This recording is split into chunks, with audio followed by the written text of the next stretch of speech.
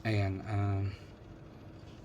hello guys, mga kapwa ko stroke survivor. Ngayon ay February 24, 2026.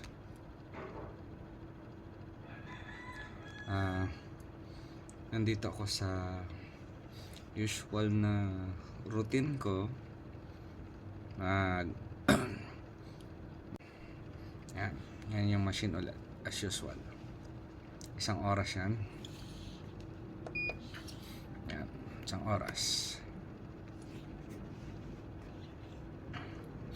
Guys, gusto ko lang mag-share kasi meron akong mga natatanggap na private messages.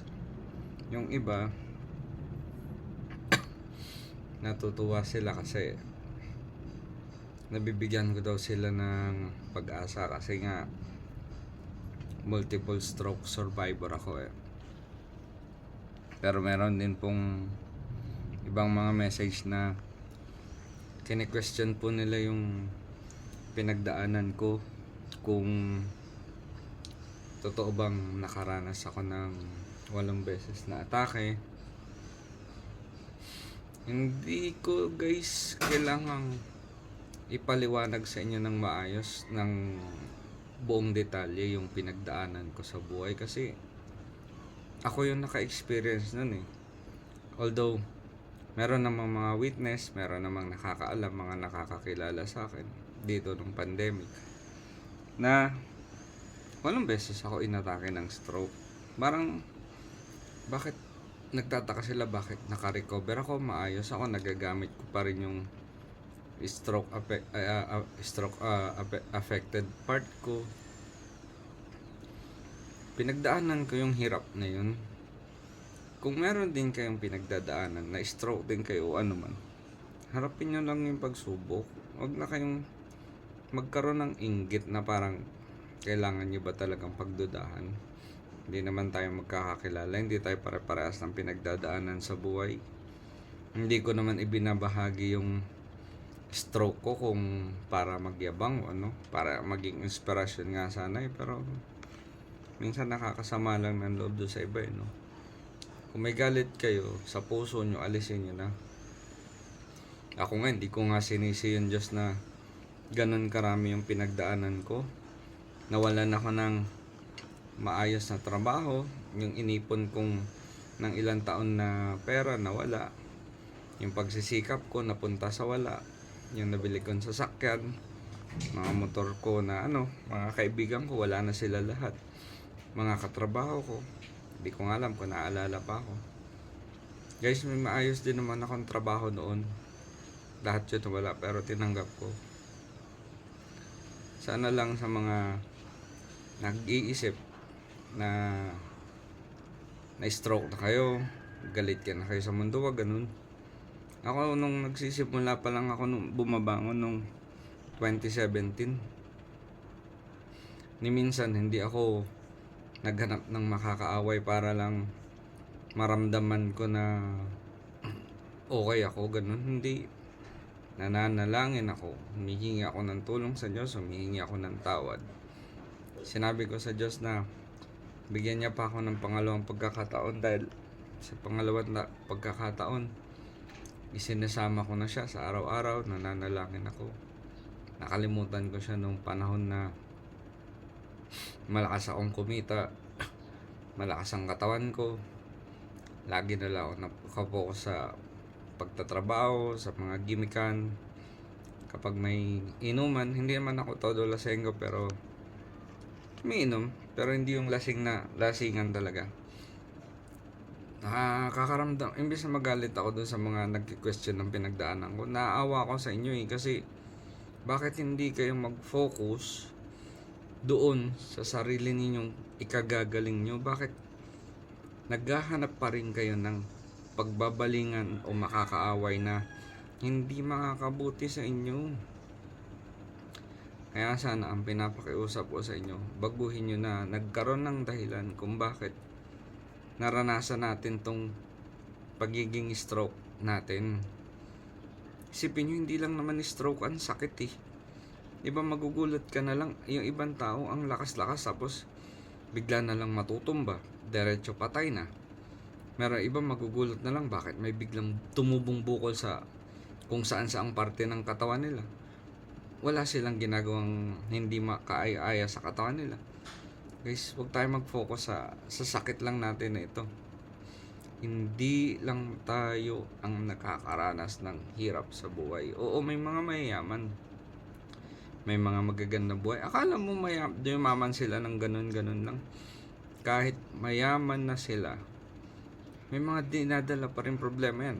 Kung negosyante yan, may pinapatakbong negosyo yan.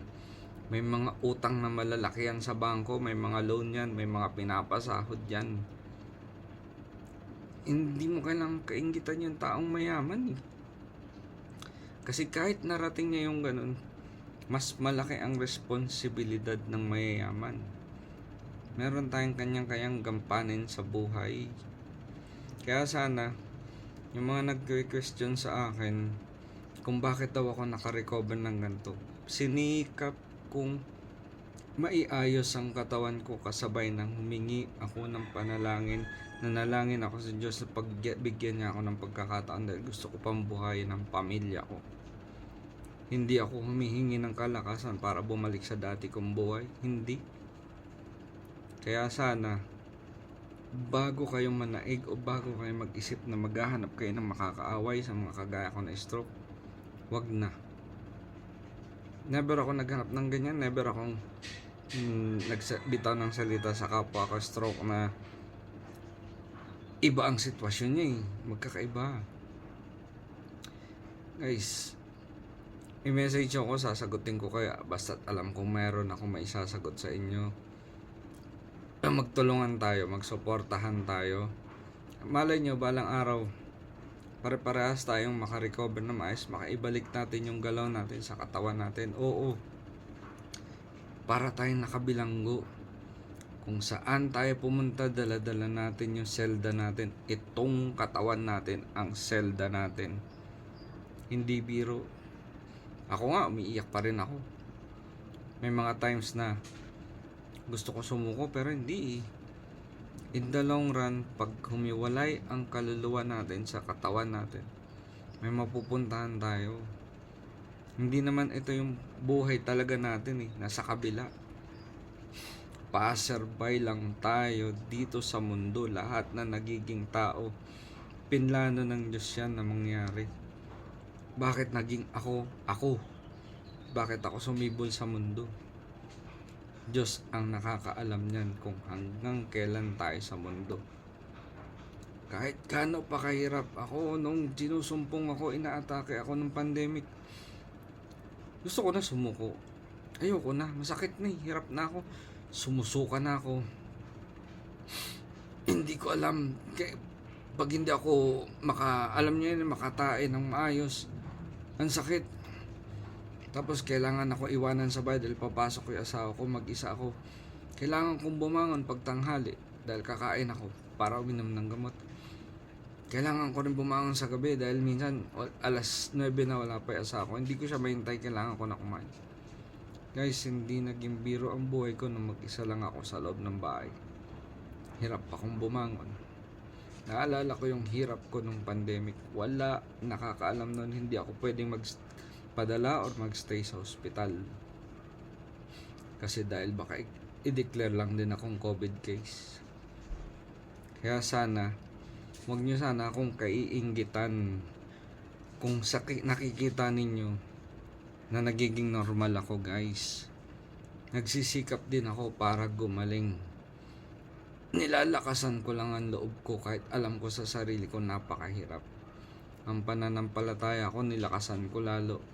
Dahil ngayon mas malinaw sa akin, ibinigay ng Diyos ito dahil may dahilan. Diba?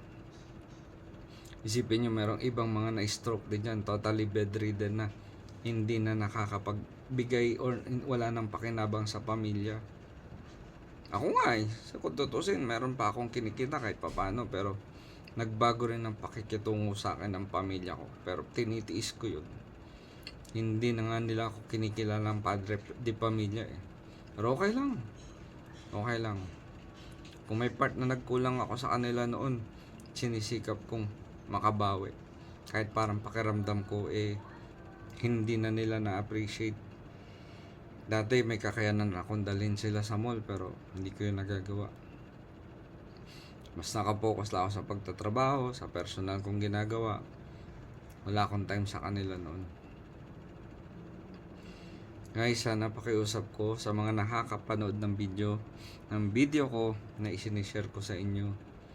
Huwag nyo na po sanang tanungin or questionin ako na kung totoo ba akong na-stroke ng 8 beses.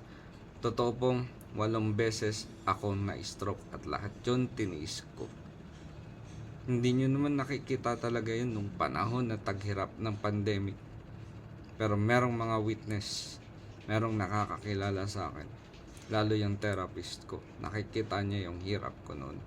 Yun ang magpapatuto. Hindi na lang Diyos na mismo dahil alam ko nakikita niya yung pagsubok ko. Diba? Guys, magsuportahan na lang tayo. Baka balang araw din kapag okay na ako, tuloy-tuloy na rin akong makalabas. Magkita-kita tayo. Diba? I-share natin. Magpatotoo tayo, mag-testimony tayo na may kabutihan na ginagawa ang Diyos para sa atin.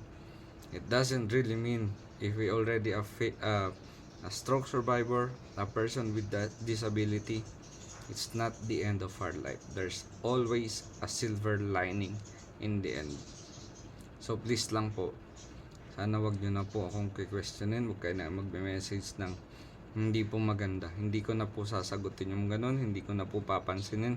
Ibablock ko na lang po kayo ng diretso ng walang pasabi.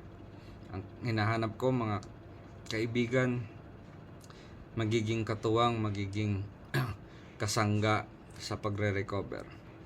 So please, tama na po yung mga hindi magandang messages or comment. Kasi buburahin ko lang po talaga yan. Wala akong inaano sa inyo, hindi ko kayo iniinggit or what, sinishare ko ang personal stroke journey ko. Kahit alam ko sa sarili kong okay na ako, hindi po ako nagpapakampante na tuloy-tuloy na to. Hindi ko na kayang ibalik yung dati kong lifestyle at wala akong planong ibalik yun. Niisip ko nga kung babalik pa rin ako sa pagtatrabaho. Pero sa ngayon, hindi ko siya feel na bumalik sa trabaho kasi okay naman ako sa kung paano ako kumikita ngayon. Nag-BBA ako sa madaling araw. Nagsa-sideline ako as freelance computer technician. May mga nagpapagawa, yung mga customer ko dadagdagan naman. Nagtitiwala pa rin sila sa kaya kong gawin. Manalangin na lang po tayo sa Diyos. Humingi tayo ng tawad. Aminin nyo sa sarili nyo na yung mga nagawa ninyong mali kung bakit kayo ngayon isang stroke survivor. Okay? Sige guys. God bless us all. Okay?